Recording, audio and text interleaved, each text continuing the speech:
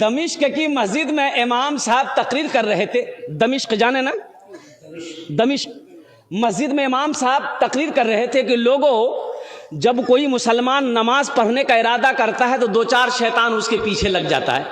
جب کوئی مسلمان روزہ رکھتا ہے تو دو چار شیطان اس کے پیچھے لگ جاتا ہے. لیکن جیسے ہی کوئی مسلمان صدقے کی نیت کرتا ہے, کس کی نیت کرتا ہے؟ ارے بھائی بولو بھائی, صدقے کی نیت کرتا ہے تو اس کے پیچھے 70 شیطان لگ جاتا ہے. کتنا شیطان لگتا ہے بولیے؟ 70 شیطان. تو امام صاحب نے کہا کہ اس میں سے کوئی نوجوان ہے جو 70 شیطان کو ہرا دے. ایک نوجوان کھڑا ہوا, بولا شیطان کی ایسی کی تیسی, بولا میں ہرا دوں گا. گیا گھر گیا, آٹا کا بورا کھولا, جھولا میں کسا پورا کہ آج بھی آٹا صدقہ کرو.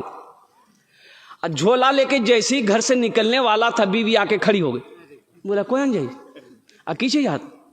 بولے آٹا سے. بولا کوئی ان جائے, بولے صدقہ کروا جائیے.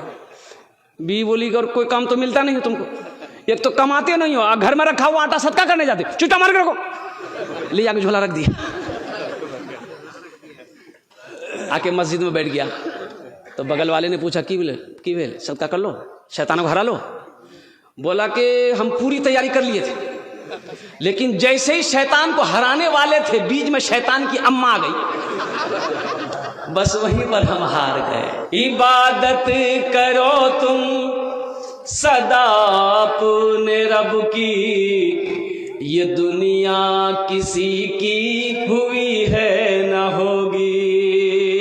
عبادت کرو تم سدا اپنے رب کی, یہ دنیا کسی کی ہوئی ہے نہ ہوگی. عبادت کرو تم سدا اپنے رب کی, یہ دنیا کسی کی ہوئی ہے نہ ہوگی. یہاں پر کسی کی بنی نہ بنے گی, ملے گی تو 2 گز زمین ہی ملے گی. یہاں پر کسی کی بنی نہ بنے گی, ملے گی تو 2 گز زمین ہی ملے گی. آخرت کی تیاری کرنا, قبر کی تیاری کرنا, حشر کی تیاری کرنا. آپ نے کیا سمجھا کہ ہم ایسے ہی پیدا کیے گئے؟ اللہ نے بیکار پیدا نہیں کیا. نا نا نا نا, کہ بریانی کھاؤ, پلاؤ کھاؤ, چادر تان کے سو جاؤ. اللہ نے بیکار پیدا نہیں کیا. اللہ کے قرآن سے پوچھتے ہیں, اے اللہ کے لاریب کتاب تو بتا دے اللہ نے ہمیں کیوں پیدا کیا ہے؟ تو اللہ کا قرآن جواب دے گا, وما خلقت الجن والانس الا لیعبدون. میرا اللہ کہتا ہے کہ میں نے جنات اور انسان کو صرف اور صرف اپنی عبادت کے لیے پیدا کیا ہے.